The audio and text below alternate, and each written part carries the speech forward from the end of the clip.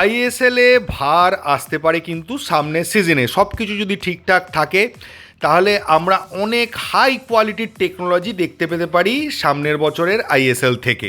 বিষয়টা কোথায় কিভাবে আটকে আছে বা কত দূর রয়েছে সেটা নিয়ে তো আলোচনা করবই, এবং মোহনবাগানের প্রতিপক্ষদের ম্যাচগুলো নিয়ে দু একটা কথা বলবো আজকের এই ভিডিওতে। প্রথমে বলি, গতকাল জিনিয়াস স্পোর্টসের কিন্তু ডেমনস্ট্রেশন দেওয়ার কথা ছিল সমস্ত ক্লাবেদের সামনে, যে তারা কিভাবে কি প্রসিডিওরে কি প্ল্যানিংয়ে টুর্নামেন্টটা চালাতে চাইছে। এবং তাদের প্রজেকশন থেকে যেটা বোঝা যাচ্ছে যে টেকনোলজির ছড়াছড়ি কিন্তু তারা করে দেবে। তারা স্পেশালিস্ট কিন্তু টেকনোলজির দিক দিয়েই।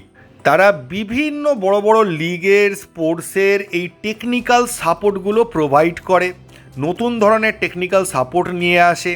এআই বেসিস এখন নতুন টেকনিক্যাল সাপোর্ট তারা দিচ্ছে, এবং যেহেতু এটা তাদেরই বিজনেস, তো স্বাভাবিকভাবে আইএসএলের পার্টনার যদি তারা হয় তাহলে এই টেকনোলজিগুলো ইনপুট করতে তাদের খুব একটা অসুবিধে হবে না, কারণ তাদেরকে আবার আলাদা করে কাউকে ভাড়া করতে হবে না বা কাউকে টাকা দিতে হবে না যে যারা এই টেকনোলজিগুলো সামলাবে, বা যেটা এতদিনের প্ল্যানিং ছিল যে ভার কেন আসছে না, আনতে এত টাকা খরচ।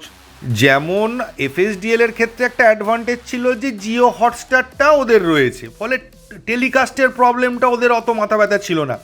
ফলে টেলিকাস্ট রাইটের জন্য যে একটা অন্য কোম্পানির সঙ্গে আপনাকে দর কষাকষি করতে হয়, সে একটা বলল আপনি একটা বললেন, এই সমস্যাগুলো এফএসডিএলকে ফেস করতে হতো না, কারণ জিও হটস্টারটা তাদের নিজস্ব প্ল্যাটফর্ম, ওখানে তারা একটা কিছু নেগোশিয়েট করে বা একটা কিছু প্ল্যানিং করে সেটাকে ইমপ্লিমেন্ট করে দিত। এদের ক্ষেত্রে আবার এই টেকনিক্যাল সাপোর্ট, ভার বা আরও অনেক কিছু, গোল লাইন টেকনোলজি বলুন, অফসাইড অ্যাসিস্ট বলুন, এগুলো এদের নিজস্ব প্রোডাক্ট বলতে পারেন। ফলে জিনিয়াস স্পোর্টস কোনোভাবে যদি আইএসএল এর পার্টনার হয় তাহলে এতদিন ধরে সমর্থকদের যে ডিমান্ড, সমর্থকদের যে রেফারিং নিয়ে ক্ষোভ, যে কথাটা 100% সমর্থকই বলতে পারেন, সে মোহনবাগান হোক, ইস্ট বেঙ্গল হোক, মোহামেডান হোক বা পশ্চিমবঙ্গের বাইরের যে কোনো ক্লাবের সদস্য হোক না কেন, সকলেই একই কথা বলবে, রেফারিংয়ের মান ঠিক নেই। এটা সবার অভিযোগ। এই অভিযোগটা কিন্তু এক নিমেষে চলে যাবে যখন ভার থাকছে। মোটামুটি ক্রিটিক্যাল ডিসিশানগুলো, যেমন ছোটো একটা ডিসিশান, কর্নার হলো কি থ্রো হয়ে গেল, কার পায়ে লেগে থ্রো হলো, এগুলোর জন্য ভার ইউজ হয় না। কিন্তু রেড কার্ড, হ্যান্ডবল, পেনাল্টি, অফসাইডের গোল, যেটা ম্যাচের সিচুয়েশান ঘুরিয়ে দিতে পারে, সেইগুলোর ক্ষেত্রে কিন্তু এই টেকনোলজিটা দারুণভাবে কাজ করবে। এবং তার ফলে আমরা বলতে পারবো না যে রেফারি আমাদেরকে ম্যাচটা হারিয়ে দিল বা রেফারির ডিসিশনের জন্য আমরা ম্যাচটা হেরে গেলাম। তো জিনিয়াস স্পোর্টসের এই অ্যাপ্রোচটা বা এই যে তাদের অ্যাডভান্টেজটা রয়েছে, এটা আমার অন্তত পার্সোনালি খুব ভালো লেগেছে।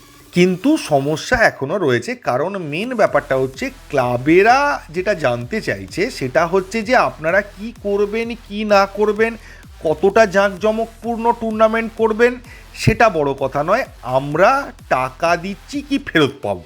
পরিষ্কার বিজনেসের গল্প বা বিজনেসম্যান অ্যাপ্রোচ, যে আমি এই টাকা ঢালবো কি ফেরত পাবো, তাতে আপনি লম্প জ্বালিয়ে খেলুন বা ফ্লাডলাইট জ্বালিয়ে খেলুন, ভিএআর নিয়ে আসুন বা ফিফার রেফারি একদম ওয়ার্ল্ড কাপ থেকে তুলে নিয়ে আসুন, সেটা আপনাদের বিষয়। আমাদের বিষয় হচ্ছে কত টাকা পাবো, এত টাকা দেবো কি রিটার্ন পাবো। তো এইটা নিয়ে এখনও ক্লিয়ার কিছু জিনিয়াস স্পোর্টসও জানাতে পারেনি। তারা হয়তো আবার একটা প্রেজেন্টেশন দেবে এই ফিনান্সিয়াল ব্যাপারগুলো নিয়ে। এবং পরিষ্কার আপনারা বুঝতে পারছেন এআইএফএফ এর একদম ইচ্ছে রয়েছে যে জিনিয়াস স্পোর্টসকে দেওয়ার, আর ক্লাবেরা ওই ফিনান্সিয়াল জায়গাটাতে আটকে আছে। খুবই সামান্য জায়গা, যদি ফিনান্সিয়ালি অ্যাসিওরেন্স দিতে পারে জিনিয়াস স্পোর্টস, তাহলে আর কিছুদিনের মধ্যে সমস্ত চুক্তি সাইন হয়ে সব কিছু ফাইনাল হয়ে যাবে। এবং জিনিয়াস স্পোর্টস এলে আইএসএলের কোয়ালিটি কিন্তু বাড়বে। অবশ্যই কোশ্চেন আসছে, স্টেক হোল্ডার বা শেয়ার হোল্ডার ক্লাব যারা রয়েছে তাদের কি ইনকাম বাড়বে? কিন্তু সমর্থকদের কাছে এটা খুব ভালো ব্যাপার হবে, এবং সমর্থকরা যে যে জিনিসগুলো চায় সব কিছু জিনিয়াস স্পোর্টস প্যাকেজের মতো নিয়ে আসছে। এবার যদি চলে আসি মোহনবাগানের অপোনেন্টদের খেলার দিকে, আমাদের কিন্তু একটু নজর রাখতে হবে, বিশেষ করে ইস্টবেঙ্গল এবং মুম্বাই, কারণ তারা একমাত্র পয়েন্টের নিরিখে মোহনবাগানের একদম কাছে রয়েছে, 2 পয়েন্টের ডিফারেন্স। অন্যদিকে গোয়ার সাথে 4 পয়েন্ট আর বেঙ্গালুরুর সাথে 5 পয়েন্ট, জামশেদপুরের সাথেও 5 পয়েন্টের ডিফারেন্স। এবার আমাদের প্রাথমিক চাহিদা যেটা হবে সেটা হচ্ছে যে এই সমস্ত টিমগুলোই পয়েন্ট লুজ করুক, তা সে হেরে হোক বা ড্র করে হোক, কিন্তু এই যে অপোনেন্টদের আমি নাম বললাম তাদের নিজেদের মধ্যে যখন ম্যাচটা থাকছে তখন আমি অন্তত চাইবো ম্যাচটা ড্র হোক, কারণ সেক্ষেত্রে দুটো টিমেরই পয়েন্ট লুজ হবে। যেমন ইস্টবেঙ্গল ভার্সেস মুম্বাই সিটি যে ম্যাচটা রয়েছে, তাতে যদি মুম্বাই জেতে তাহলে মুম্বাইয়ের সঙ্গে মোহনবাগানের পার্থক্য 2 থাকবে, যদি ইস্টবেঙ্গল জেতে ইস্টবেঙ্গলের সঙ্গে মোহনবাগানের পার্থক্য 2 থাকবে। কিন্তু দুজনে যদি ম্যাচটা ড্র করে দুজনের ক্ষেত্রেই পার্থক্যটা 3 হয়ে যাবে, ফলে আমাদের কাছাকাছি নিয়ারেস্ট যে অপোনেন্ট থাকবে তার সঙ্গে আমাদের পয়েন্টের পার্থক্য তখন 2 থেকে বেড়ে 3 দাঁড়িয়ে যাবে। তাই এই যে অপোনেন্টরা যারা আমাদের সঙ্গে চ্যাম্পিয়নশিপের লড়াইয়ে রয়েছে তাদের মধ্যেকার ম্যাচগুলো আমি অবশ্যই চাই ড্র হোক, তাহলে দুজনেরই পয়েন্ট কমবে। নাহলে একজন জিতলে তার সঙ্গে পয়েন্ট ডিফারেন্সটা আমাদের সেম থেকে যাবে। আমরা চাইবো যত বেশি পয়েন্ট ডিফারেন্স তৈরি হোক ততই ভালো, কারণ কোনো কারণে যদি মোহনবাগানের কোনো ম্যাচ ড্র হয় বা কোনো অঘটন ঘটে তাহলে মোহনবাগান সেটা ম্যানেজ করে নিতে পারবে। আরও সহজ ভাষায় যদি বলি, মুম্বাই ইস্টবেঙ্গল ম্যাচের মধ্যে যদি ধরে নিয়ে আপনি মুম্বাই জিতলো বা ইস্টবেঙ্গল জিতলো, তাহলে তার সঙ্গে 2 পয়েন্ট থাকছে। এবার মোহনবাগান যেই কোনো ম্যাচ ড্র করবে সঙ্গে সঙ্গে তাদের সঙ্গে পার্থক্য সমান পয়েন্টের হয়ে যাবে। কিন্তু যেই মুহূর্তে ড্র হচ্ছে সেক্ষেত্রে মোহনবাগান যদি একটা ম্যাচ ড্রও করে তাহলেও 1 পয়েন্টের লিড থাকবে মোহনবাগানের। আশা করি আপনাদের অঙ্কটা বোঝাতে পারলাম, কারণ অনেকেই বলছিলেন যে আমরা চাই মুম্বাই হারুক, আমরা চাই ইস্টবেঙ্গল হারুক, কিন্তু মুম্বাই ইস্টবেঙ্গল হলে কি হবে।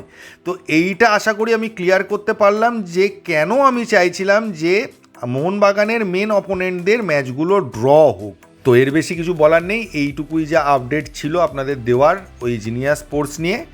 এখন চাইবো কোনোভাবে জিনিয়াস স্পোর্টসের সাথে যদি ডিলটা ফাইনাল হয়ে যায় তাহলে সমর্থকদের জন্য সেটা বিশাল ভালো খবর হতে চলেছে। তো এই ভিডিওতে এইটুকুই। থ্যাংক ইউ, ধন্যবাদ এবং জয় মোহনবাগান।